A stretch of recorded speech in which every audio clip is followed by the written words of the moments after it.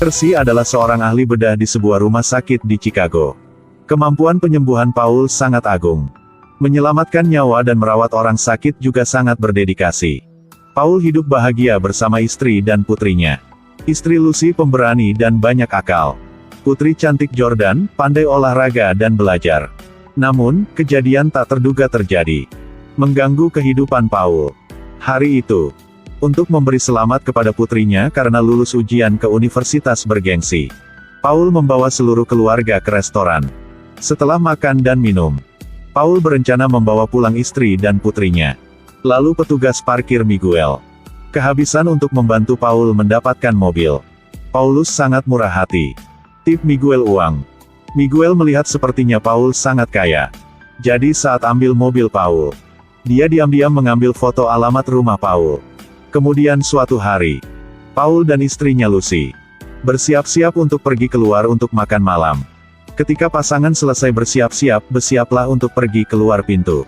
Paul menerima telepon dari rumah sakit, mengumumkan bahwa dia menjalani operasi mendesak. Tanpa pilihan lain, Paul harus pergi ke rumah sakit. Paul pergi belum lama ini. Lalu ada sekelompok preman menyelinap ke rumahnya. Istri Lucy memperhatikan bahwa jendela dibuka secara tidak normal. Kemudian melihat banyak jejak kaki berlumpur di lantai. Menyadari bahwa orang asing telah masuk ke rumah, Lucy panik dan berteriak kepada putrinya di lantai atas. Tapi sudah terlambat. Yordania dikuasai oleh bandit. Pemimpin bandit mengancam Lucy. Tujuan mereka adalah uang. Selama ibu dan anak patuh melakukan apa yang mereka katakan, mereka tidak akan menyakiti ibu dan anak perempuannya. Lucy harus setuju.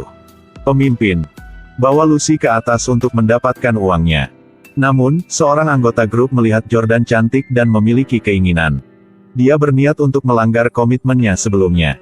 Jordan tidak menerima penghinaan.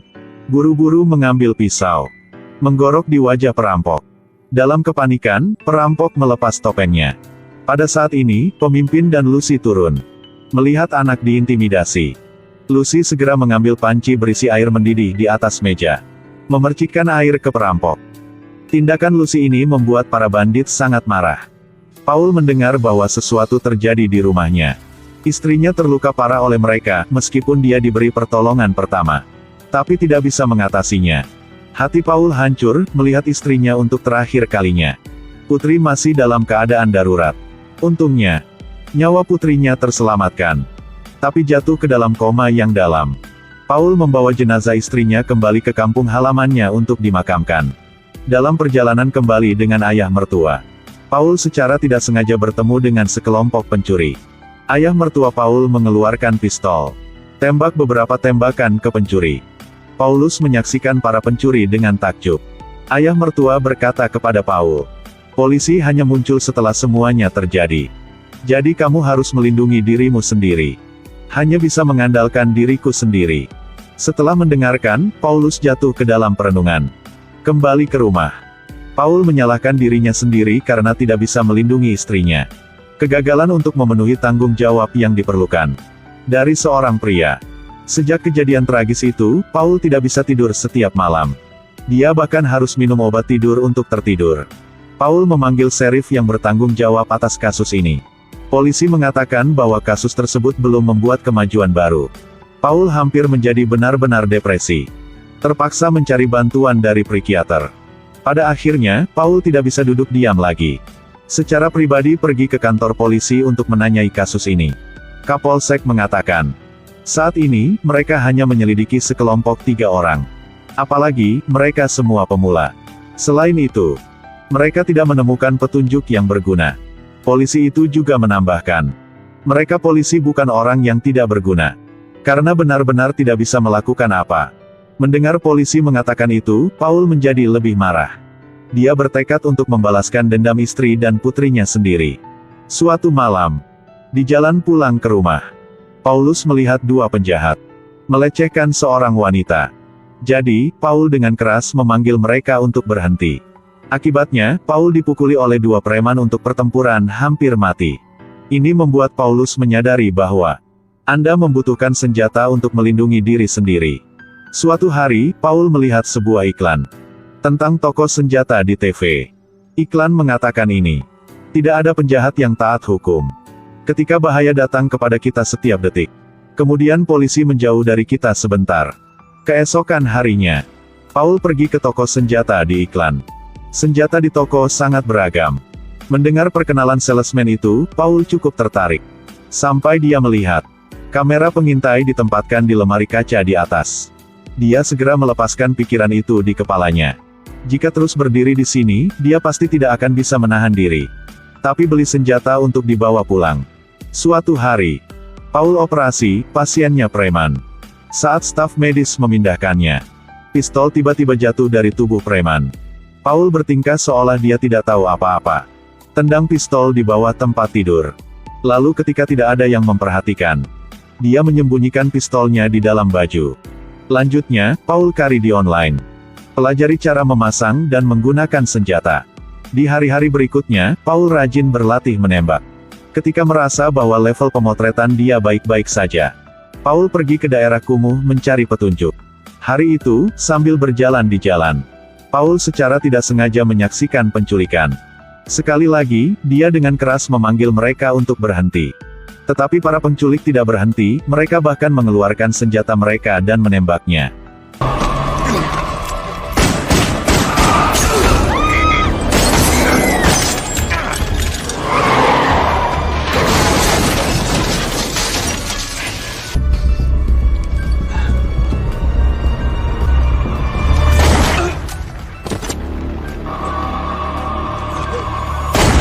Namun, semuanya direkam oleh seorang gadis. Polisi dengan cepat tiba di tempat kejadian. Video hanya menangkap punggung Paul. Tak lama kemudian, video tersebut menjadi viral di internet. Komunitas online mengomentari kejadian ini. Korban selamat. Sangat berterima kasih atas tindakan murah hati Paul. Pendukung Paul menghormatinya sebagai pahlawan kota. Sementara itu, keberatan mengatakan bahwa harus memanggilnya Dewa Kematian Chicago.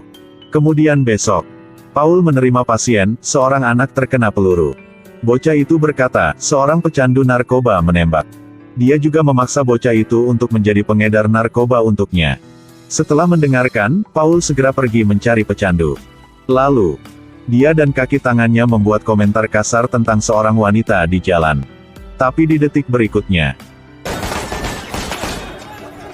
Dewa Kematian menyerang lagi. Tindakan ksatria. Media sedang hangat membahas tentang cara Paul melakukan benar atau salah. Paul menonton acara tentang dirinya di TV. Suasana hati menjadi sangat bahagia. Beberapa hari terakhir, Paul menerima kasus lain terkena peluru. Kebetulan pasien ini adalah Miguel, si tukang parkir. Paul melihatnya. Arlojinya yang hilang di tangan Miguel. Meskipun diselamatkan oleh dokter yang berdedikasi, tapi Miguel tidak selamat. Paul mencuri ponsel Miguel dari kantong baju. Memegang tangan Miguel untuk membuka kunci telepon.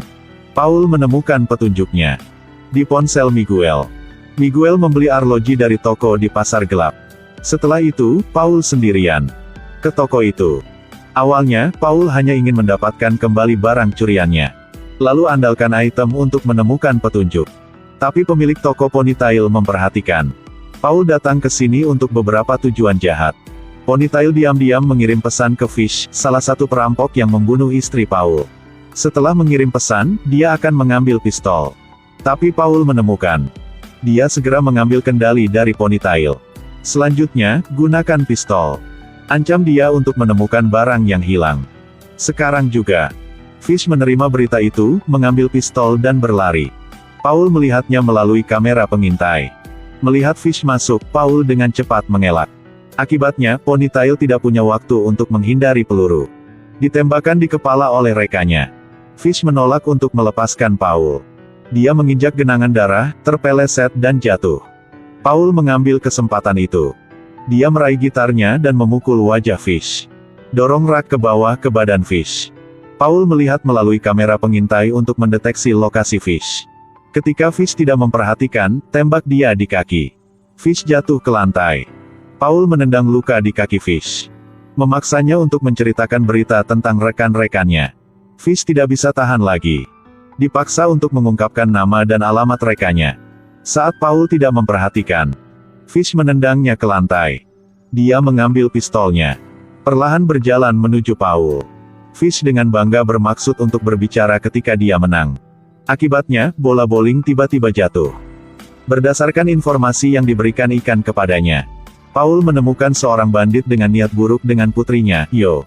Melihat bekas luka pisau di wajahnya, Paul tidak bisa menahan amarahnya. Dia memilih kunci pas terbesar, memukul tubuhnya dengan gila. Setelah beberapa saat, Yo bangun, menemukan dirinya terikat. Sebagai ahli bedah, Paul sudah menyiapkan semua alat untuk menyiksanya. Dia tahu bagaimana membuat hidup seseorang lebih buruk daripada kematian. Ini adalah cairan korosif. Efek langsung pada saraf. Dari perspektif medis, ini adalah pengalaman yang paling menyakitkan. Manusia bisa bertahan tanpa henti jantung. Saya bisa bermain sepanjang malam denganmu. Akhirnya, maukah kamu mengatakan tidak? Yo tidak tahan dengan siksaan yang mengerikan ini. Mengungkapkan bahwa perampok terakhir adalah Knox. Yo memohon Paul untuk mengampuni dia. Tapi Paulus hanya mengatakan satu kalimat. Siapa yang berani menyentuh putrinya, harus mati. Paul belum sempat menemukan Knox. Dia aktif menghubungimu. Knox membuat janji untuk bertemu dengannya di bar. Malam itu, Paul pergi ke bar. Bahwa Knox membuat janji dengannya. Keduanya ingin membunuh yang lain. Paul terjebak oleh Knox. Dia membuat serangan mendadak menembak bahu Paul. Namun, Knox tidak jauh lebih baik. Dia ditembak beberapa kali berturut-turut oleh Paul, terkena satu di perut. Dalam pertempuran ini, keduanya terluka. Lihat situasinya tidak baik. Paul dengan cepat meninggalkan tempat kejadian. Pulang ke rumah, Paul mencoba menahan rasa sakit, menyembuhkan lukanya sendiri. Dan Knox yang brengsek sengaja berpura-pura menjadi warga sipil yang terluka dalam tembakan. Dia mengatakan kepada polisi bahwa orang yang menyebabkan tembakan itu adalah Paul. Tapi polisi tidak punya bukti. Jadi tidak bisa menangkap orang. Pada waktu bersamaan, Paulus menerima kabar baik. Putrinya Jordan telah sadar kembali. Paulus berkata kepada putrinya, ibunya meninggal. Ayah dan anak membenturkan kepala mereka bersama-sama, menangis dengan sedih. Seminggu kemudian, Jordan keluar dari rumah sakit. Paul bersiap untuk membawa pulang putrinya. Di lift, ayah dan anak Paul bertemu musuh bebuyutan, Knox. Paul dan Knox mengatakan beberapa kalimat sederhana tetapi mengandung kematian. Hanya Jordan yang tidak mengerti. Sepertinya pertempuran sengit lainnya akan segera terjadi. Setelah membawa putri pulang, Paul segera pergi ke toko senjata. Beli senjata dan amunisi dalam jumlah besar. Cukup yakin sampai malam. Knox memimpin dua pria bersenjata lagi untuk masuk ke rumah Paul. Paul telah mempersiapkan sebelumnya. Dia menyuruh putrinya bersembunyi di bawah tangga, hubungi polisi. Dan dia bersembunyi di sudut menunggu musuh datang. Setelah seorang pria bersenjata memasuki ruangan, dia segera menembakkan peluru berturut-turut ke tempat tidur. Membalikkan selimut dan menyadari bahwa ditipu. Paul bersembunyi di toilet. Buka keran air. Pria bersenjata itu mengira dia sedang mandi. Mendengar suara tembakan, yang lain buru-buru berlari. Paul sudah bersiap sebelumnya.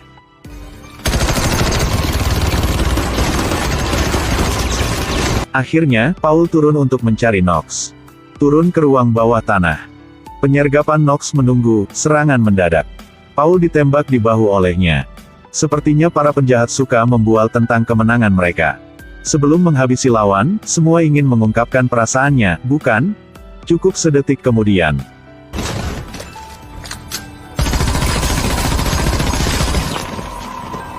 Heyo mau mengatakan apa lagi? Kemudian polisi tiba di tempat kejadian. Polisi memutuskan bahwa Paul membela secara sah. Kepala polisi juga menemukan bahwa orang yang bertanggung jawab atas penembakan itu adalah Paul. Tapi tidak mengejar tanggung jawabnya. Tapi bantu dia menyembunyikannya. Sejak saat itu, Paul dan putrinya kembali ke kehidupan normal. Film ini ingin memberitahu kita, cari masalah sama siapa saja tapi bukan seorang ayahnya. Terutama ayah botak. Video hari ini sudah berakhir di sini.